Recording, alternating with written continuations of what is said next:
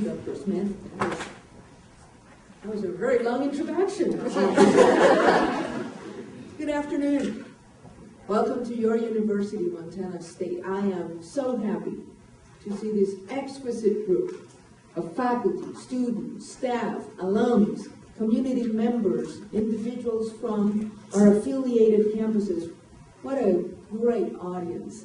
And this happens while it's raining a lot outside and on a Friday afternoon, which tells me about your commitment to Montana State University and to the wonderful things that we want to make possible for this state. Today is a day of new beginnings, and it has been a wonderful week. We started this week with the powerful voice and inspirational message of Maya Angelou. More than 4,000 people joined us on Tuesday evening for that.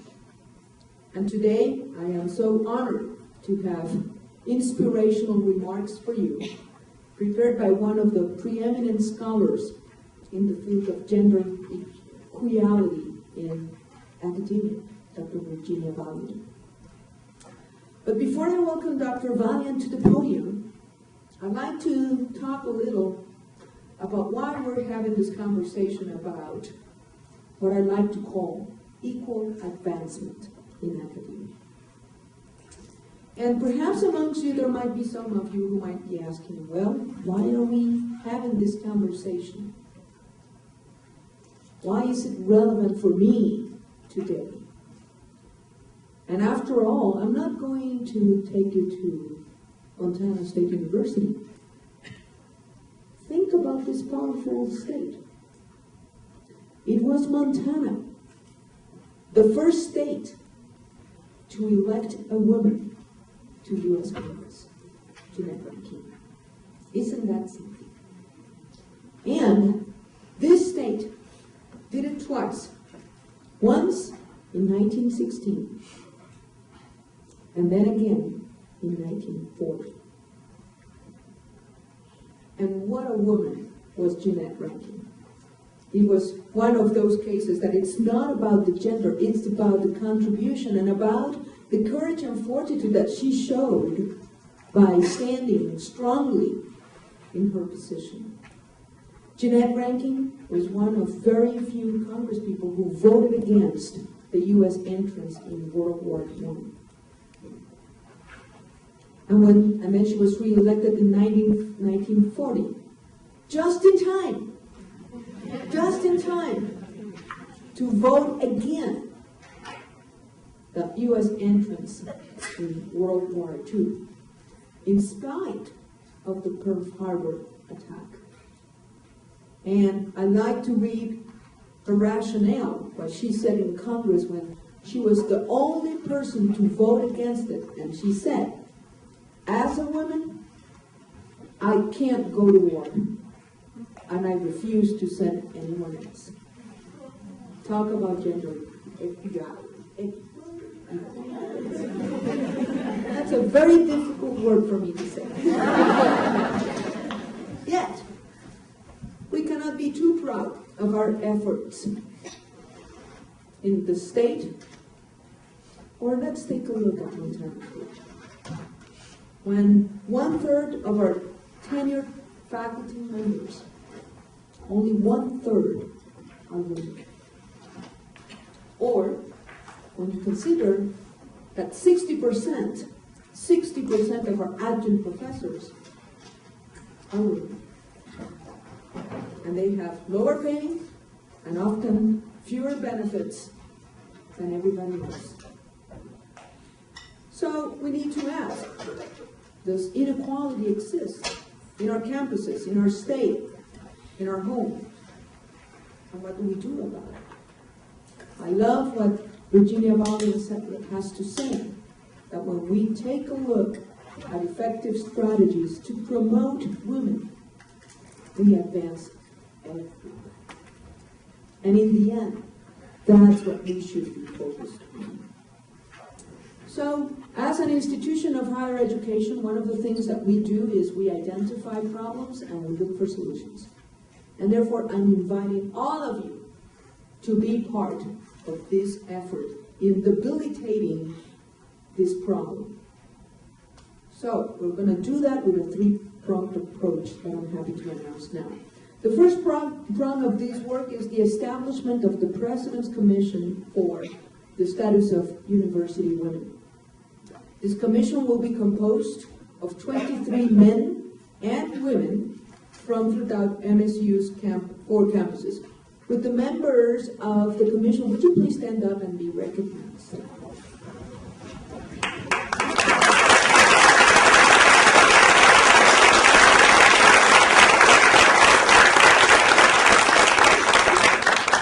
And this commission, I'm proud and honored to announce, will be chaired by Dr. Ann Kemper, our Associate Dean of the College of Engineering. And you know that engineers solve problems. No, Dr. Kemper will do this. And the commission will work directly with the Office of the President to identify institutional strategies and policies to improve campus climate, to alleviate the isolation of women in academic and work units through hiring and retention initiatives, and to accommodate the needs of diverse workers. Dr. Kemper, would you please stand up and be recognized?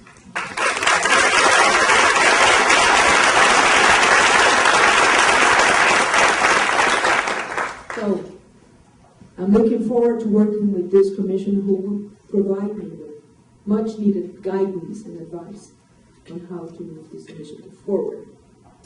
In the longer term, the commission will establish an ongoing evaluation that allows MSU to establish data, identify areas of concern, measure change, and improve on issues of diversity and gender. It will not be this commission's duty to assess, blame, or find fault. No inquisition here. Rather, my charge to the commission is to identify areas of concern and to help us go forward, to learn, to live, to thrive. Together, we will commit to continuously improving what we do in the university setting. A university where differences of any kind are respected and where biases of any kind will be identified and addressed.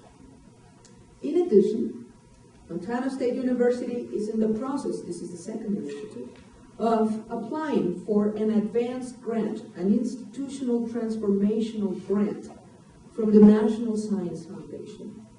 With Dr. Jesse Smith as the principal investigator, the grant proposal outlines a plan to bring gender equity to the STEM fields of science, technology, and engineering and mathematics at this university, as well as the social and behavioral sciences.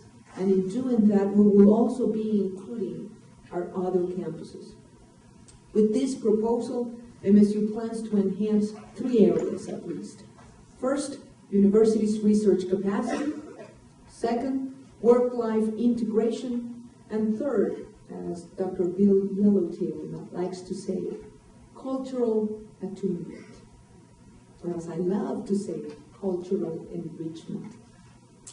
However, we will not wait to learn the outcome of this grant proposal to begin our work. It's not a matter of, well, if they don't fund that, we are not going to do it. No. The process to bring gender equity at Montana State University begins now. We have promised that to ourselves. This work, which will involve all of you here today, is vital for every woman and every man who is in this campus today. And I would like to say that it's also crucial for every girl and every boy who's growing up somewhere and will be joining us in the future. This is an exciting time for us.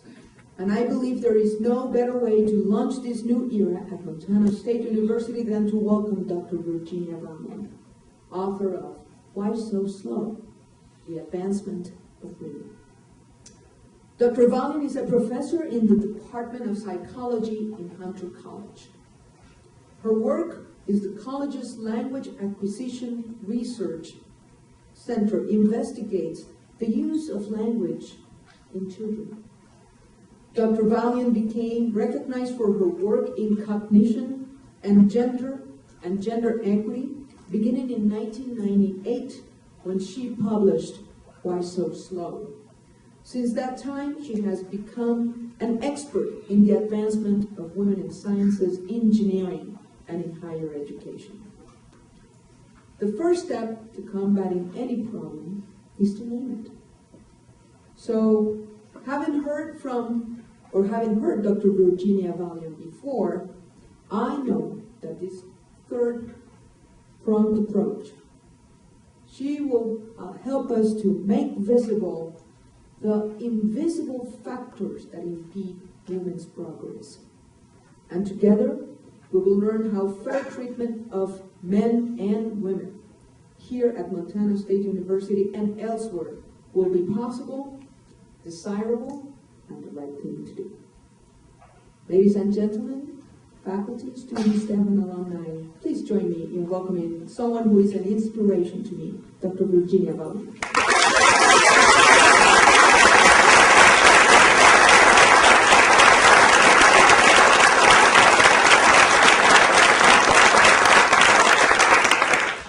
Thank you all.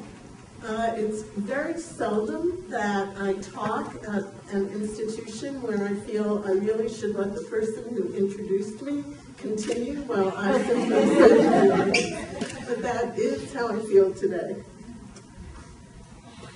Thank you very much for having me, and I'm delighted to see so many people on such a terrible day. I hope it's not just because it's a terrible day that you came in here to hear me.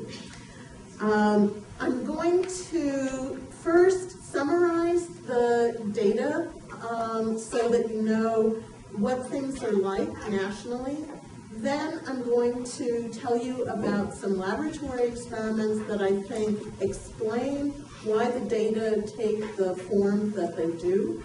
And finally, I'll discuss a few remedies to what I think you will see is a multifaceted problem.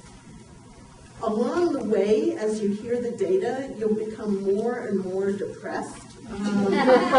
So it's useful to keep in mind that there are a lot of people working on the problem, and your institution is one of them. So this morning I was asked, am I optimistic?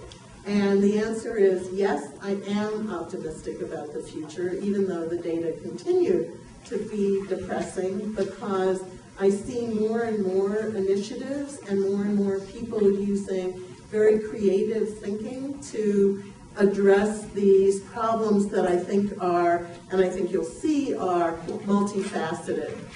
So let's begin by talking about the observational data. And what I mean by observational data are the statistics about how much money women make relative to men in different fields, what the process of advancement through the ranks in different fields is like. There has been progress. Within academia, for example, men and women make roughly equal starting salaries, and they come in at the same rank. So that's improvement over the past. It used to be the case, even at the very first level, women made less money than men did, and there were often discrepancies in rank, even at the very beginning. So there has been clear progress. But at the same time, there's been a persistent problem.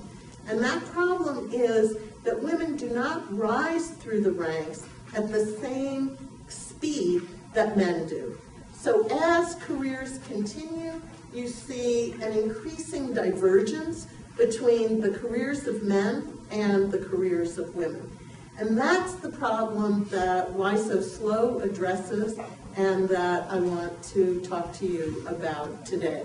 Why is it that people who start out equal, and in most of the settings that they're in, they're surrounded by people who are sincerely committed to ideas of meritocracy and equality. Nevertheless, this is the pattern that you see developing. Why does that happen? The third aspect that I want to mention is that the problem is general. It occurs in academia, in law, in business, in medicine. It occurs anywhere that we might want to look.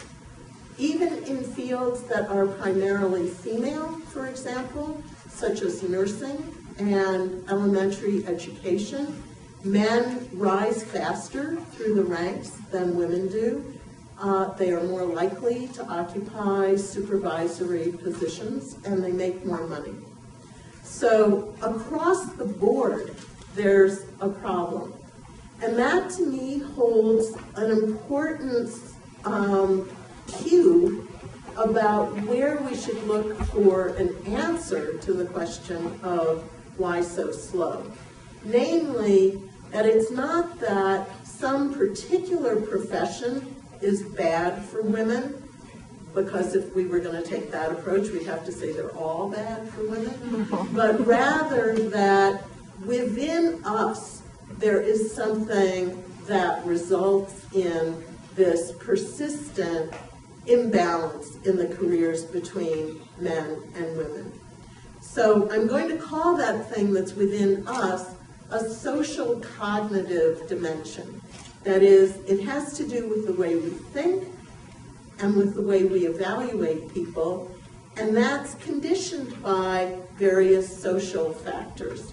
So there's a field of social cognition that studies how people perceive and evaluate other people, and a lot of the insights that they have developed are ones that I will talk to you about today. So I'm not going to give you more details about the observational data, but if you put my name into Google along with gender tutorial, you'll see I have one tutorial that takes the form of PowerPoint type slides with voiceover narration that goes through the numbers in different areas, including medicine and law, as well as different areas within academia. So there's a much finer grained exploration of those data there. Before I get to the social cognitive explanation that I want to offer, I want to consider three areas that people frequently bring up when the issue of imbalance arises. The first one is that the problem is due to a small number of women in the pipeline.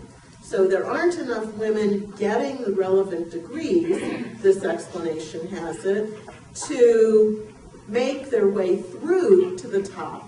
And once we have enough women at the beginning, then this is a problem that will take care of itself. A lot of people enunciate this position. So we have reasons to know that this explanation for the disparity between men and women isn't sufficient. One reason is, even in fields like my own, psychology, where women have gotten at least half the PhDs for over 30 years, it's still the case that men are more successful than women are. So in many fields, we don't have a problem as far as women starting out in the pipeline. They're there, but they drop out along the way. People have called this the leaky pipeline. So the pipeline seems to selectively leak women. It's as if there are these little women-shaped holes that women fall through and men don't fall through. So we do want there to be more women in fields that they are currently a minority in, even at the student body level. But we know from other fields where women are not in a minority that a lack of women at the beginning of the pipeline is not enough of a reason to explain what happens at the end. Another popular explanation is that the lack of childcare facilities at businesses and on campuses makes it too difficult for women, who are presumed to be the only people who take care of children, to have enough time for research. It's true that childcare facilities are lacking and that we need to do more to take care of that problem, but there are reasons to think that's not the only problem. One is that women without children do not proceed at the same rate as men do. So childcare all by itself can't be the reason, because we have women who don't have children and nevertheless they are not progressing at the same rate. Another surprising fact is that most studies of productivity, that is, looking at how much academics publish, do not show a difference when they look just at full-time faculty between how much women with children publish and how much women without children publish. So this is a very curious fact. How can it be? Everyone knows that people are busy taking care of children. One reason is probably that for many women, what happens when they have children is they drop out of the full-time labor force, so they become part-time. So we lose a lot of very talented women because they are not continuing to be full-time, and when they try to come back, they discover that that time that they took off is very costly in terms of employers' willingness to rehire them. That's a word to the wise, by the way. But the second thing is that among those people who have stayed full-time, it seems that they have developed mechanisms that allow them to continue to be productive. So either they have delayed having children until they are at a point in their careers where they can afford them more easily, or they have arrangements at home that are more flexible and allow them to spend more time on their careers. But for whatever reason, women with children do not seem to be less productive than women without children. And there's some indication, there's one study that suggests women are more efficient users of their time than men are. So when you stratify men and women in sociology by the number of papers that they have produced, the amount of time that they took to produce them is less for women than for men. So women might make more efficient use of their time than men do. Whatever the reason, we know child care, important though it is to improve, is not going to eliminate the gender disparity between men and women. One way that people dismiss the problem is by concentrating on exceptions. We can all think of women who are extremely successful and who are exceptions to the general pattern that I've described. There are a few extremely successful women, and you have some at this institution. It's easy to be misled by the presence of a few successful women into thinking that there can't be a problem. If there were, there wouldn't be any successful women. But it's important to realize that an exception is just that. It's an atypical event. So what the massive data show us is that women on the whole are less successful than men, even when they have the same credentials. And it's that we want to explain. How is it that even when they're similarly credentialed and similarly accomplished, women do not get as far in general as men do? I'm going to use two key notions to explain what happens. The first is the idea of gender schemas, and I'll explain what those are. And the second is the notion of the accumulation of advantage. So those two things interlock to produce this widening disparity over time between men and women. So let me talk first about schemas. What are schemas? Schemas are hypotheses that we use to interpret social events and people. We have them because they do work for us. They're very useful. We need them cognitively.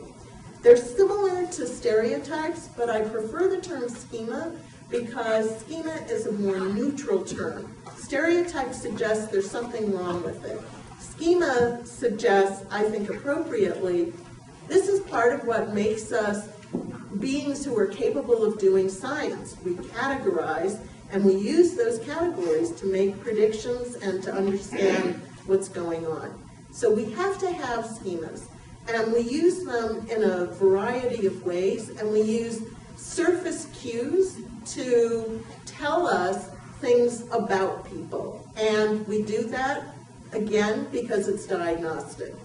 So as you go from campus to campus around the United States, which I do, I've learned how to pick out the administrators. The administrators are much better dressed than so they're wearing suits, their hair is nicely done, and they have a somewhat corporate air, and they look like they are appropriate to head institutions. And the rest of us look the way some of you do. And the way I would look if I weren't speaking to you. But I have to look professional when I'm talking to you. So I'm garbed with my sport jacket and so on. All right, so you use those cues. So even if you didn't know who President Cruzado was, you would be able to tell by the way she looked that you needed to be somewhat differentiated. So we use them in a variety of ways because they do work for us. So we need these schemas. But schemas, exactly because they're shortcuts, can lead us to make mistakes. Gender schemas are beliefs that we have, some of them correct, about what differentiates men from women. So we think of males in general as doing things for a reason, capable of independent action, and getting down to the business at hand. So in psychology speak, we see males as agentic, so they're capable of agency, they're instrumental, they do things for a reason, and they're task-oriented, they get down to the business at hand. That's not the main way we see women. The main way we see women is they're nurturant, that is, they're concerned about other people, they take care of other people, they're communal, they put other people's needs above their needs. And our beliefs are not just figments of our imagination. When you ask people to fill out questionnaires about their characteristics, men endorse more of the characteristics we associate with them than women do, and women endorse more of the characteristics that we associate with them than men do. So it's not like we've just created this fiction out of whole cloth. People are. It is the case. Men do have more of the characteristics that we associate with them than women do, and conversely. So we have these schemas. They are to some extent grounded in reality, but we use them as a way of evaluating people in contexts where, as I said before, they can lead us astray. I'll give you a few recent examples. And I stress recent because people tend to say, well, that was then, that was last week. This week, everything is different. So the studies I'm going to tell you about are within the past few years. So one of them is a study by Madeline Heilman and her colleagues. And it investigated how males and females rated people who were described as being an assistant vice president of an aircraft company. So she deliberately chose a job that most people would think of as a male-oriented job, being assistant VP of an aircraft company. The evaluators read background information about the person, about the job, and about the company. In half the cases, the person was described as about to have a performance review. That is, you didn't know how well the person was doing in the job. In the other half of the cases, you saw the performance review, and the performance review indicated the person was doing extremely well in the job. Then, of the ones both that had or did not yet have a performance review, half of the people who they were asked to describe were males and half were females. So what the evaluator's job was to say on a number of different dimensions, how competent is this person and how likable is this person? When the evaluators had no information about how well people were doing in the job, they rated the man as more competent than the woman, and they rated them as equally likable. So when you don't know how well people are doing in the job, your first guess is men are doing a better job than women are. And that's the first guess whether you're a man or a woman. So there's no difference when you do these subtle experiments. There's no difference in the extent to which men and women evaluate other men and women. Everyone has gender schemas to basically the same degree, and everyone uses them in evaluating other people. So we're all equally likely to see men as more competent than women. The more interesting, and that aspect of Haumann's experiment replicated many experiments in the past that show exactly the same thing. When we don't know how well someone is doing in the job, we think a man is doing a better job than a woman is, and men and women think that to the same degree. So the more interesting condition was the one in which people knew that the person was doing a good job. Now what you see is people are responsive to the information. They rate the man and the woman as equally competent, but they no longer rate the man and the woman as equally likable. Now they rate the woman as significantly less likable than they rate the man. And both men and women do this to the same extent. They also perceive the woman as considerably more hostile than the man. So you see, so first of all, you see why I say it's depressing. But second of all, you see that it puts women in a difficult position, because if they're very competent, then they're likely to be seen as not very likable.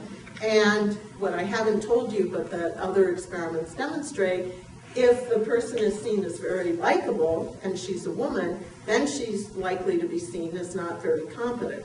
So she's in a very difficult position. Now, we might say, which I am guilty of having said in the past, don't worry about whether or not people like you. Just do your job. Just be competent. But, which anybody knows, and which a follow-up experiment that Haumann did demonstrated, likability matters. So people don't want to put on a fast track people that they don't like, even if they're very competent. They don't want to give them opportunities for travel or opportunities that will allow them to be successful if they don't like them. So this puts women in a particularly difficult position. They have to demonstrate that they're competent in order to get ahead at all, but they run the risk, if they do demonstrate that they're competent, that people won't like them and won't do things that will help them for that reason.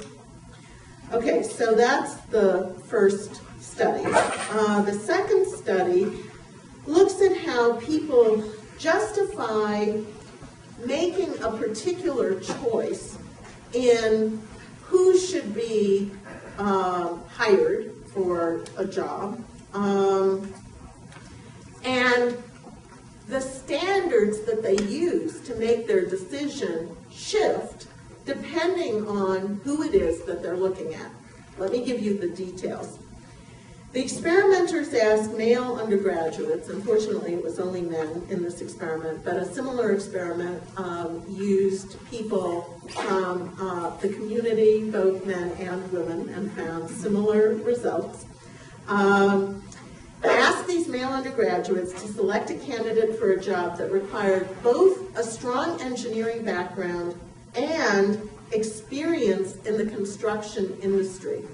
So what the experimenters were doing here was pitting education against experience. And when you look at candidates for jobs, what you often find is candidate A is strong in area A and less strong in area B. Candidate B is very strong in area B and less strong in area A. So how do you decide between them? So in this case, one candidate had both an engineering degree and a certification from a construction association, whereas the other candidate just had the engineering degree. But that candidate, the one who just had the engineering degree, had 9 years of experience, whereas the first one had only 5 years of experience. So which are you going to go with? The person who has more education or the person who has more experience?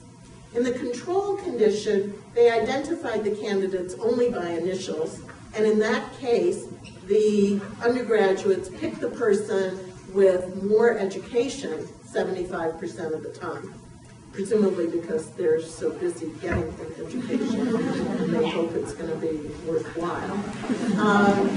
In one of the experimental conditions, it's the male's name that's on has more education, and the female name has more experience.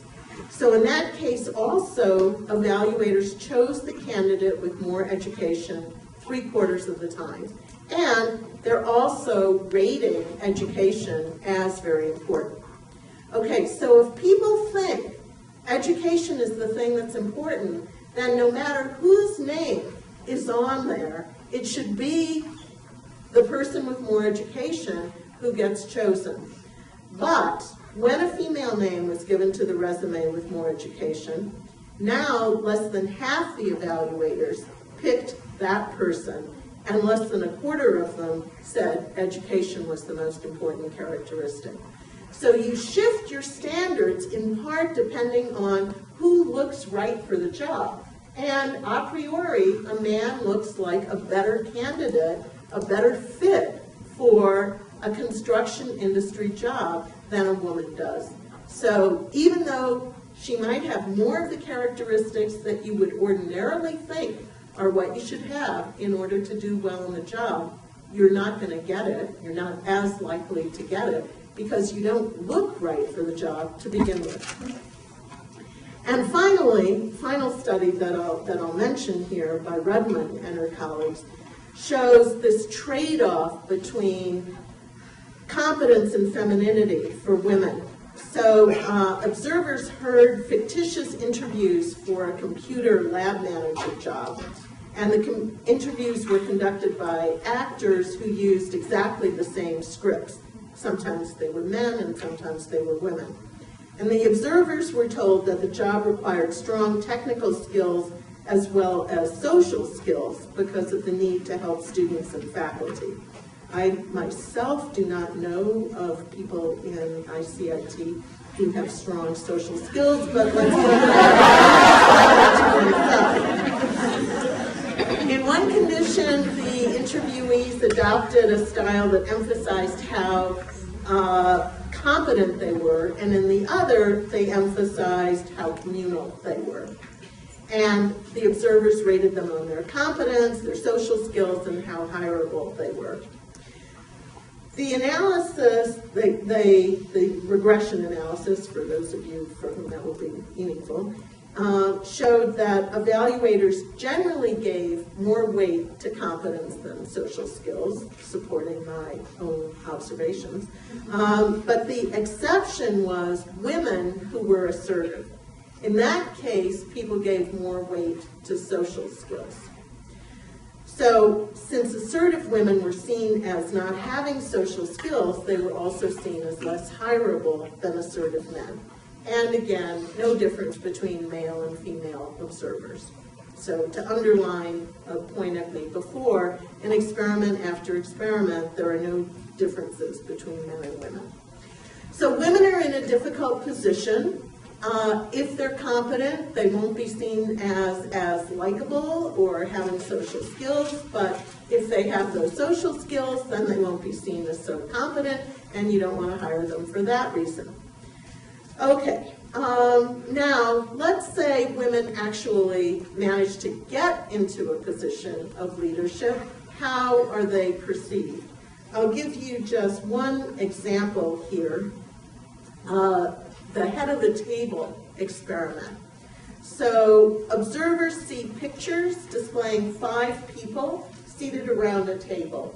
So there's one person at the head of the table, 2 people on either side of the table.